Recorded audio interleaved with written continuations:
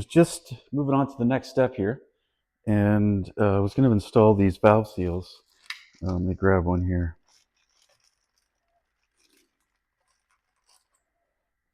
These guys right here. So they go, let me flip the camera around. They go right on the valve stem itself on each one of those 12 valves. So it's a fairly straightforward procedure. The shaft has to come off, not a big deal there. And what you have to do, because the head is installed on the engine, is put pressure, like air, like even 30, 40 pounds of pressure, PSI, will keep the valves up in the cylinder while you depress the spring, pull the keepers out, take the spring out, and then you can put these new seals in.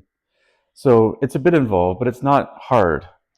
Anyhow, I was looking at the seals that were in there already, and I was just poking at them a little bit to see if they were brittle, because typically what happens is these get hard over time. Hopefully you can see it in there. It's sitting right on the head itself, which is where it should be. Anyhow, I took a look at them, and they're all still very supple, not unlike what's out of the package brand new there. So I just don't think it needs it. And for the hour that it would take to do it, I just don't know that it's worth it. So I think I'm going to skip that. It is something I can do in the car if I need to later.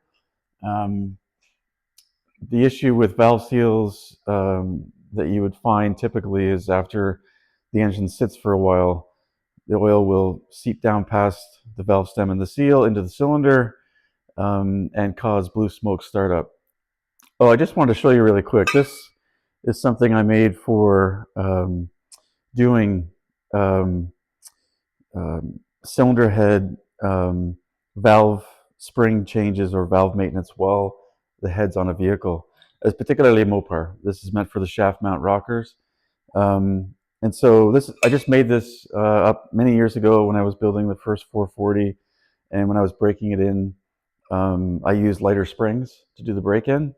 It was a flat tappet cam, hydraulic flat tappet cam.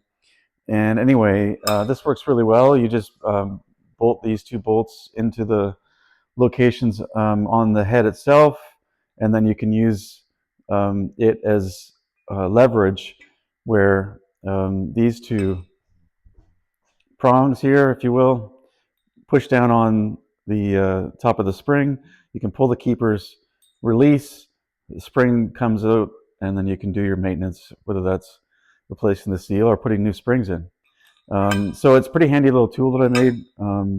There are some other things that you can do to work with that, but I found this works really well. All right, this bottom end is ready for the pan and to be sealed up. So what we're going to do is just acetone all of the surfaces that will seal, get that prepped. We'll do a gasket check, and then we'll get everything buttoned together with some gasket maker, the cork gaskets, and torque it down. Well, tighten it down anyway. Let's get this cleaned up a little bit.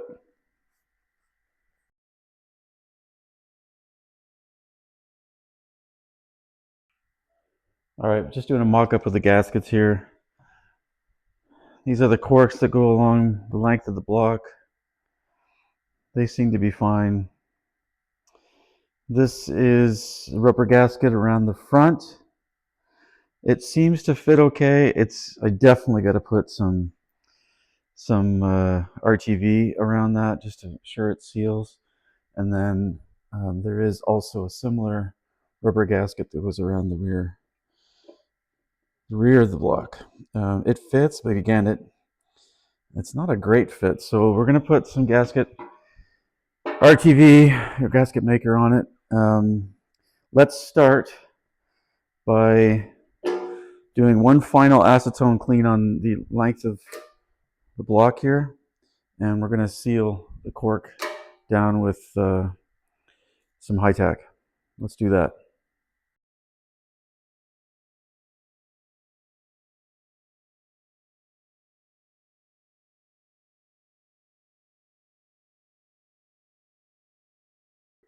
Okay, just needed a razor blade to knock that end of that main seal rubber down so this would sit properly.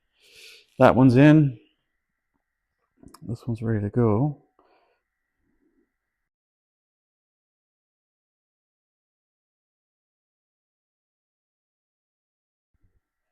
All right, let's get this pan prepped. Do some acetone on the surface, just like we always do.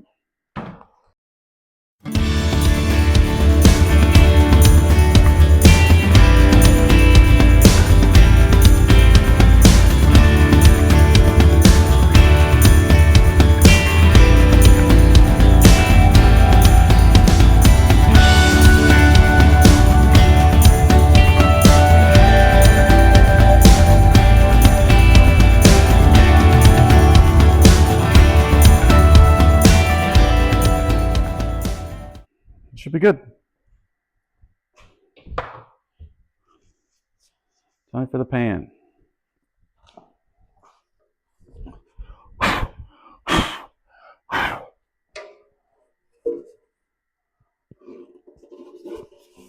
I did acetone all those surfaces, so we should be good to go.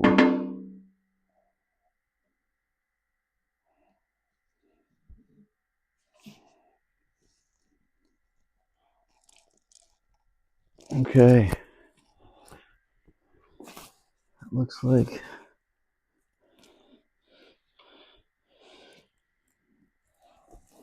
what it looks like to me. So we're gonna need my draw it in. Yeah, should draw it in. Just thinking that maybe I could have put RTV on the top of the core gasket, but I think if I try to pull it off now, oh no. Okay, let's do that because I got a bad feeling.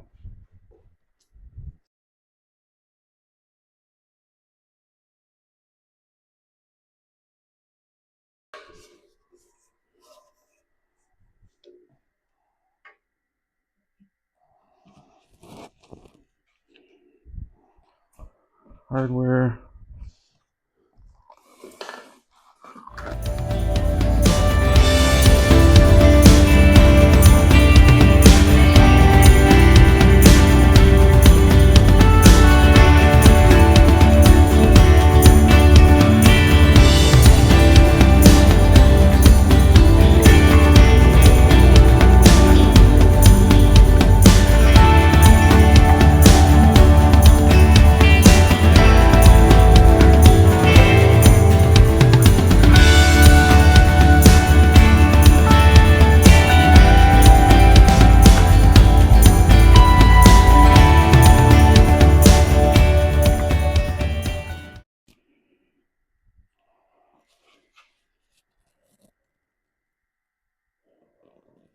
I think we're good.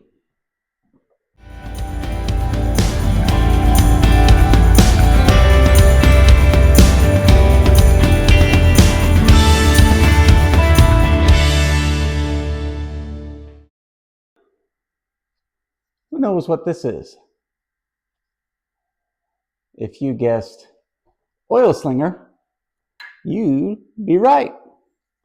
And if you know it's an oil slinger, you know we forgot to put it on when we put the timing chain cover on.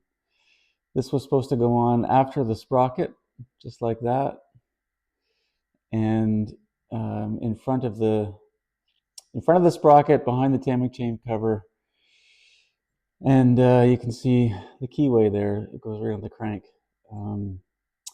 This, as it spins, takes oil that's sitting at the bottom of the timing chain cover close to the oil pan and flings it up and keeps the oil chain lubricated. That's supposed to be on there. Well, I'm not going to take that timing chain cover off now. We'll set this aside. Like if this was a finished engine, one that was going to put a lot of miles on it. Look, I ripped that cover off and put this on, but it's not worth it at this stage. Okay, well, bad news. I don't have a thermostat housing gasket. I thought I did. So what we're going to do is we're going to put it on. We'll just snug it, and it'll get painted with the rest of the engine, and we'll come back before we attempt to run it, and we'll put that gasket on. So just stick this on, snug her down.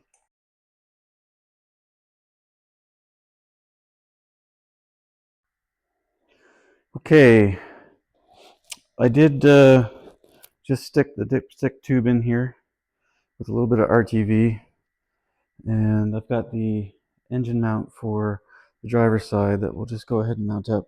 This all, well, this one actually in particular looks like it got painted black, but we're going to paint everything engine color, which happens to be Hemi Orange. So we'll just put it on here because it'll get painted with the engine.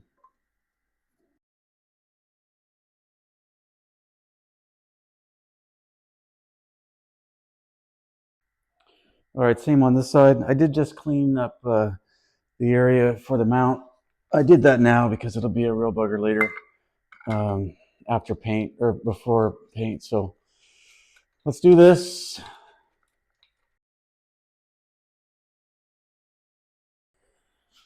So here's where I think we're at.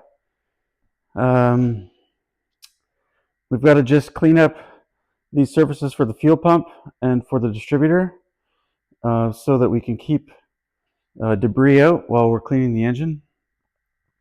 So we're going to do that real quick, and then I think we'll plug in some dummy spark plugs just to keep those holes plugged. It's really, oh, I still got to deal with this. Okay, so we're almost there. I've got to deal with that, get that mounted. I think that's the last bracket that's going to get painted engine color. So once we close up some of the holes, water pump up here, the thermostat housing, a couple other places, we'll do a final clean, and we'll paint in the morning. All right, so getting things cleaned up here. I'm gonna have one more go with the cleaners, but I just wanted to give an update. Did get everything sealed up. Distributor port here, fuel pump. I've just got this air filter or the oil filter on there for now, just to keep that sealed. All the water pump holes plugged up, both in the thermostat housing in the head area and in the water pump itself. And dipstick tube, got these holes cleaned up and plugged there too. So I've been over it once now with the cleaner. We're getting close. I'm going to go over it one more time, make sure it's really clean. Let this sit overnight, and tomorrow morning we're going to throw fresh paint on. Giddy up. Well, good morning. It's the next day, and the Slant 6 is, I think, all dry. She's clean and ready for paint. Let's have a look. All right, there she is. Got her all prepped. Just double checked a few things around the taping. I think we're good to go. Everything that's there will be orange. I'm not looking for perfection. I just want it to look good.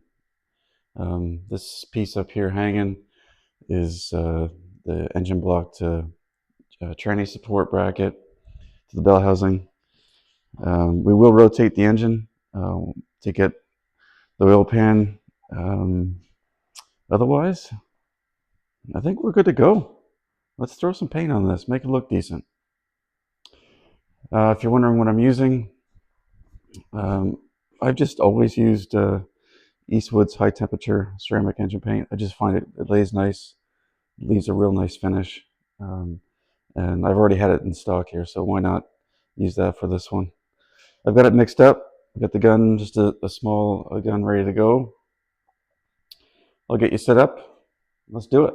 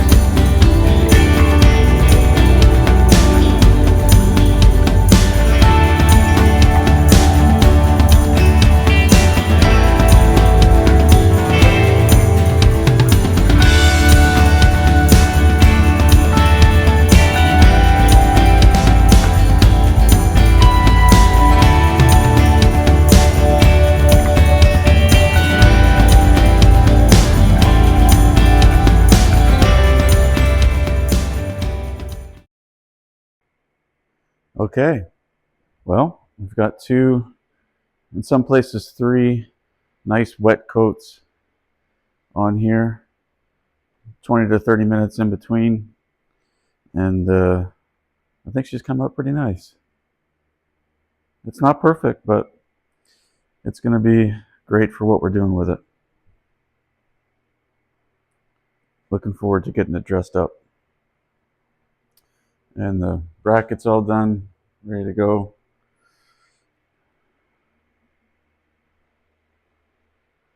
Yeah, should be good. So we'll let this dry for a few hours, and then we'll get it up with the picker and do the flywheel, do the clutch, hook up the tranny, get everything buttoned up and ready to stab it in. Oh, and you might have seen from previous episodes, but this is what I do when I'm painting in the shop here. I've got the two windows on this side of the garage, and I'll activate one or two fans that pushes air out, and then I bring warm air into the door in the summer over there, or I bring warmer air in the wintertime just through the house door here. So it creates negative pressure in the garage, keeps the fumes pretty good in here. If I'm doing a lot of painting, I'll put both fans on, and that'll really take it out of here pretty quickly. Anyhow, that's it for now. We'll pick you back up when we're going to start putting the flywheel on and getting the tranny hooked up.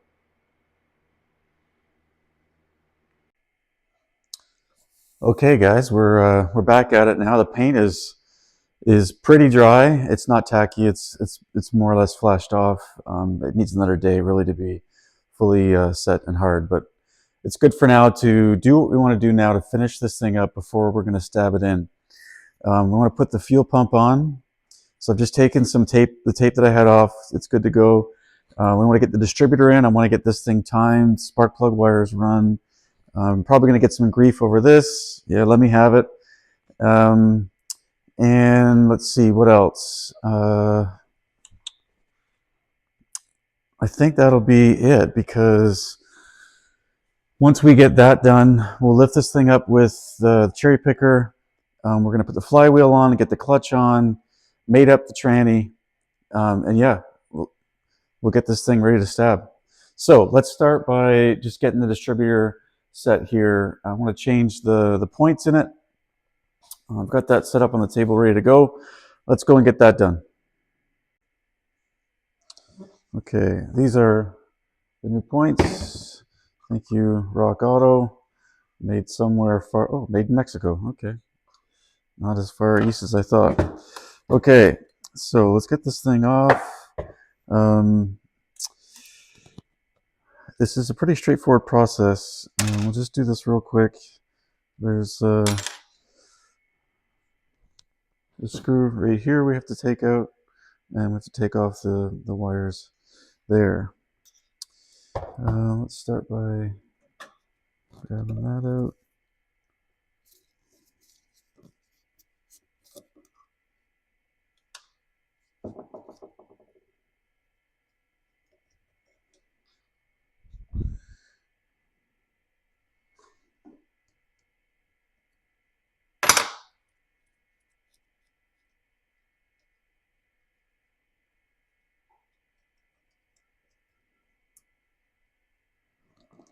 We'll tuck those away just in case there's a problem with this new set.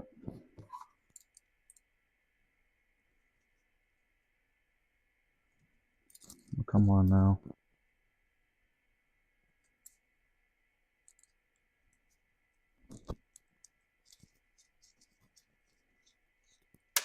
Oh, that's not good. Okay, snug that up a little. Okay.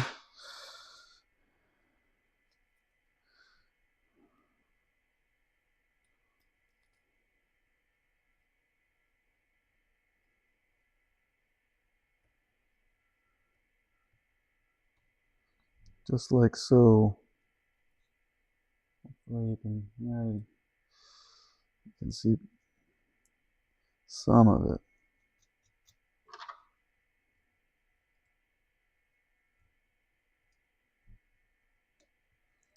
I don't know if this distributor's got any problems with it.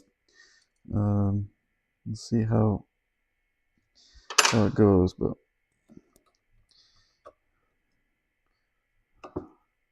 I mean, it rotates fine. The main part that's going to be a problem are these contacts. And this vacuum advance. I don't know the status of that. We may have to test or replace that. We'll see. I'm not going to worry about that today.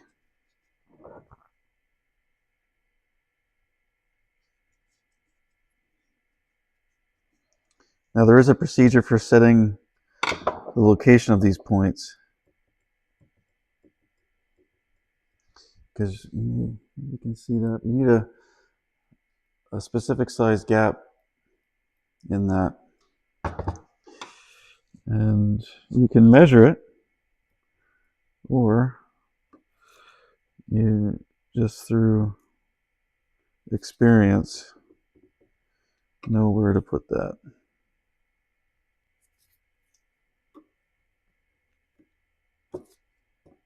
There, that looks beautiful. All the guys would just put a business card in there. You can see that gap there. See when I turn that? The cam is pushing that points contact open. There we go. Okay, so yeah, I don't know the status of this vacuum advance. I'm gonna hope and pray on that one for now, because I don't have a replacement. We'll be able to see what the status of that is pretty easily once we get this thing running. Okay, so that's it. Let's go over to the engine and let's get our timing set. You want to start this process by making sure you're at top dead center on the compression stroke. And we know we are because we went through the process in the previous day, right? So we're still on top dead center compression stroke. That's where you want to be. That timing mark there lined up with the circle. So we're good on that. Now let's stab that distributor in. Okay, we'll just pull that, hold down, nut out. And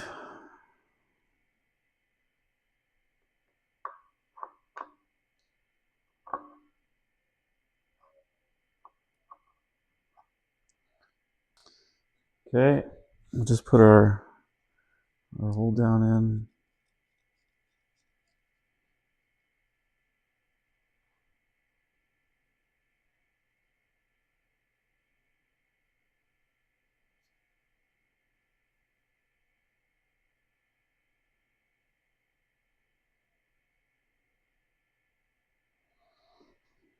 Okay, you can see here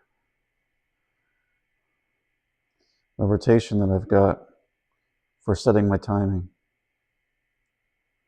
And importantly, if you look really close, you can see the lobe on that cam just about ready to push the point open when it's in that position. When I move it here, we're open.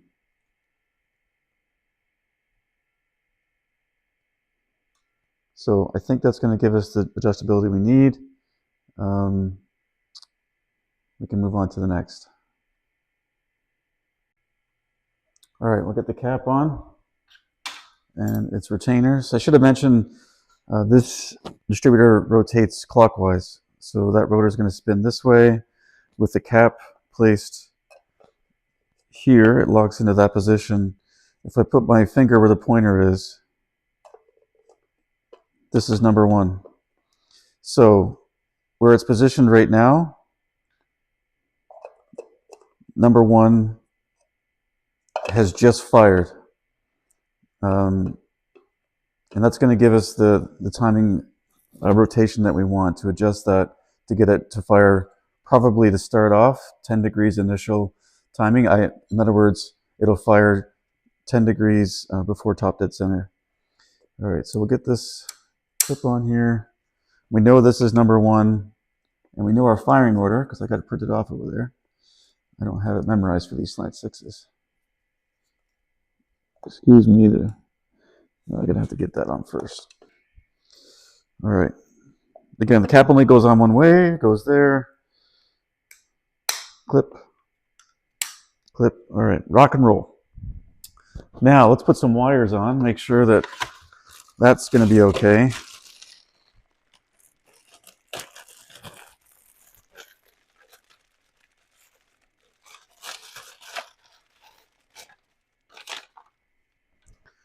Brand new set of El Cheapo wires, but they'll do the job. I'm just going to get these dressed out by length.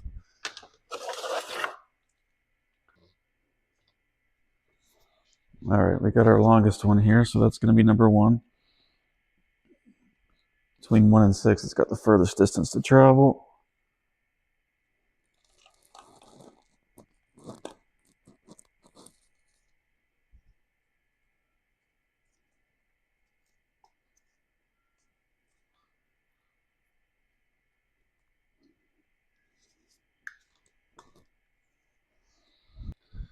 Firing order is 1-5. 5. There's a short one for that.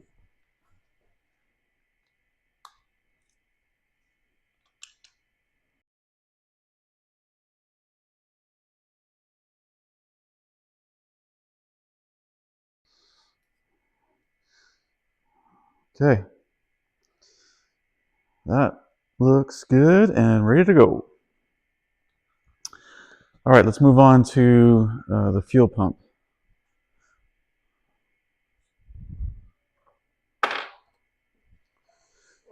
Here it is here. Part number for the Slant 6.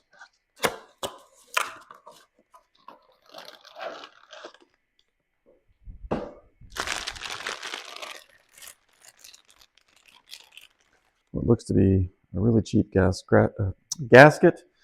I'll ditch that and use the Felpro one I have over there. Really straightforward to install. Couple things to keep in mind with the fuel pump. First is the bowl holes over here are open to the crankcase, so we've got to seal those up, otherwise we will have a leak.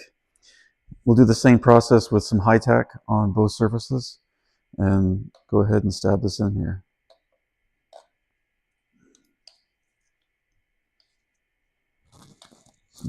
Like this.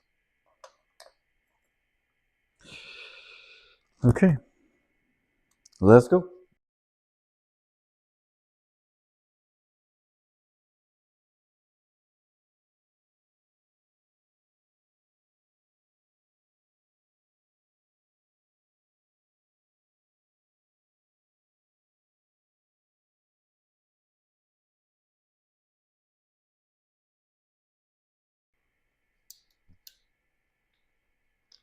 Wow, it's a really tight fit in here.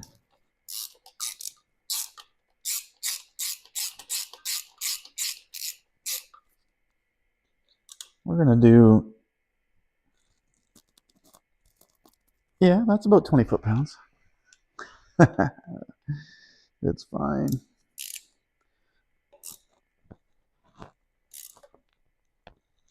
Yeah, that's 20. Done.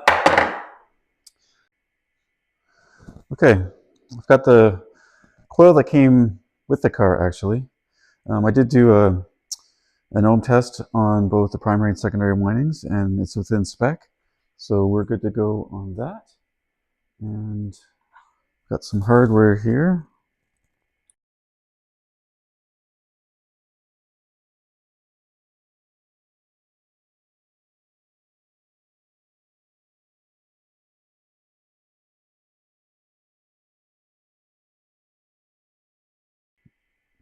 Okay, I think we should be good to go.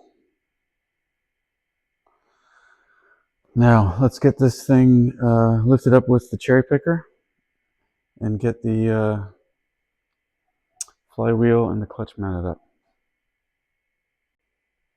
Okay, ready for the flywheel.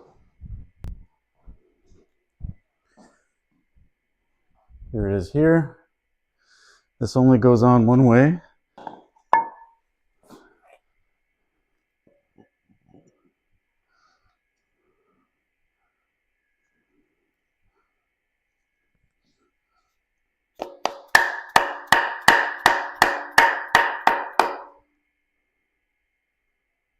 There. Okay, and these are the flywheel bolts, and they're going to 55 foot-pounds, and they definitely need never ever come off juice.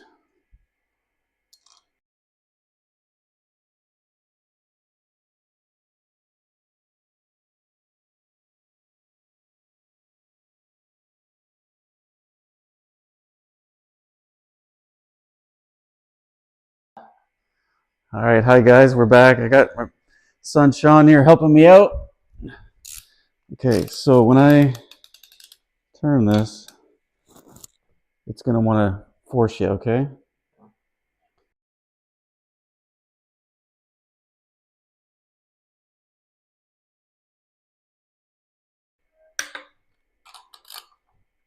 Beautiful. Thank you, Sean.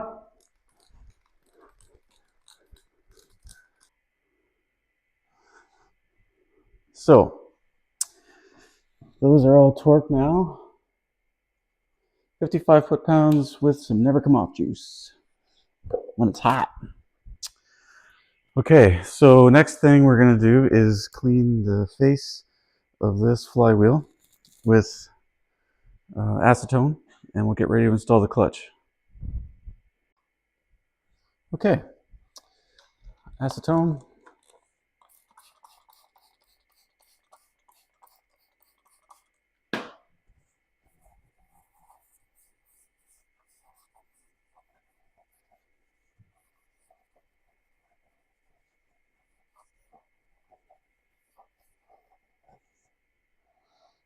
It's a little dirty, but I already cleaned this once, so I think that's plenty good. Okay, now let's rip off these.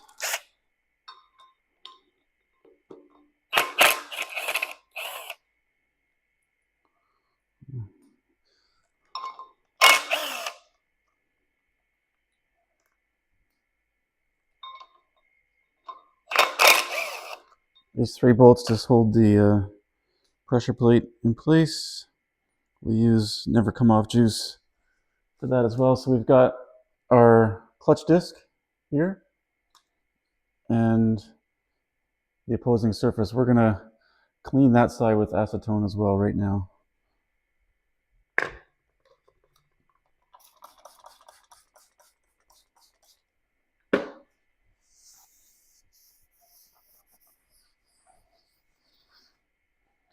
Okay, that should be good to go.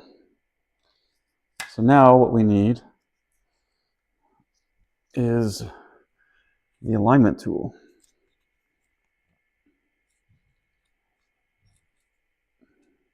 So this comes up here like this. Gotta make sure I got the holes in the right spot. Yeah, that's the right. Take your clutch alignment tool, push it all the way through to the crank.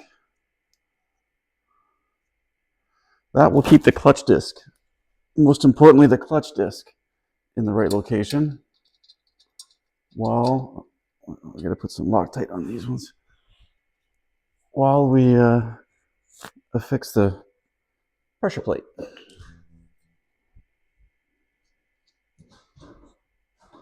Summer! Thank you.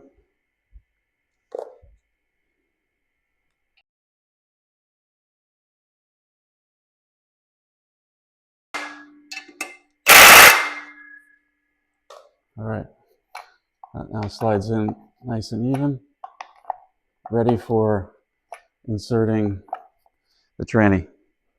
Okay, we'll come back and we'll torque those 3 bolts out. But as you heard, it's supper time. Okay, so I've got the tranny here. I've just got it on this bench for it now to try to save my back a little.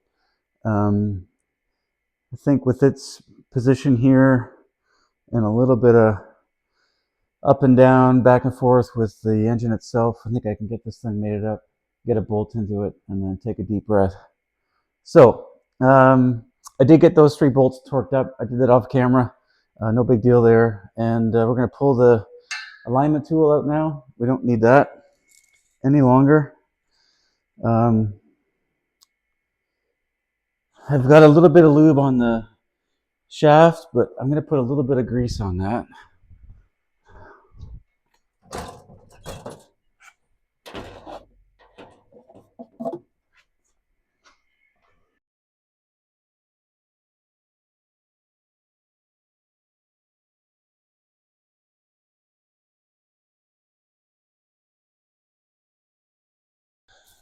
So close.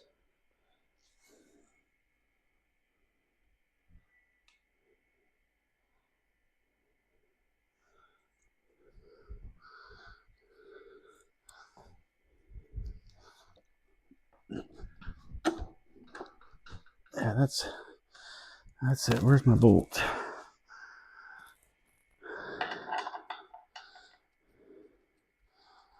Just get this going. I believe those are 9/16. Am I right? Am I right? Yep.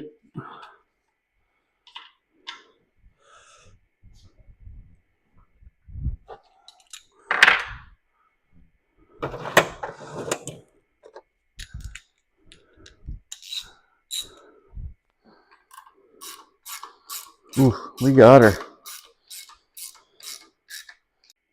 All right, folks, this is the last piece, and we're done reassembly until we stab it in, and we'll finish up things in there once it's inside the car. So last two pieces, I should say. This is going to go on here, like so.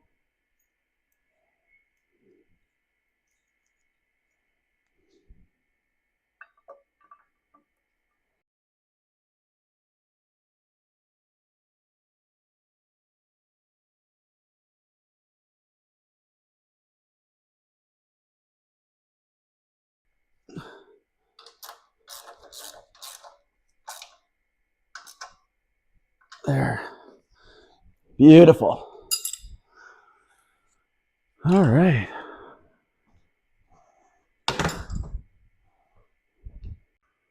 All right, guys, there we go. A weekend's worth of work. A little bit of parts cannon, parts gun, a lot of elbow grease. And we are ready to stab this baby in. See if she runs. Cross your fingers.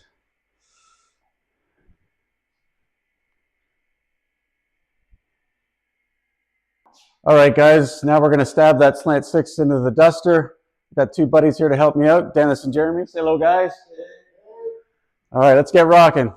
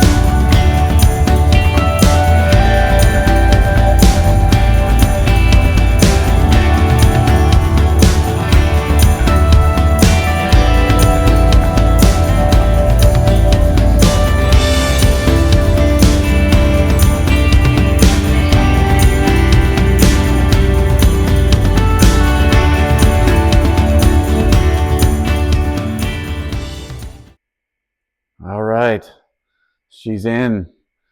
Big thanks to Jeremy and Dennis. Huge help.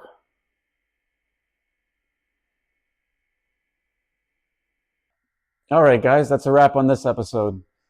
Next episode, we're going to dress this thing out, get it wired, get it plumbed, and importantly, get this thing running. Stick around. If you enjoyed the video, hit that like button and subscribe. We'll see you next time. Bye-bye.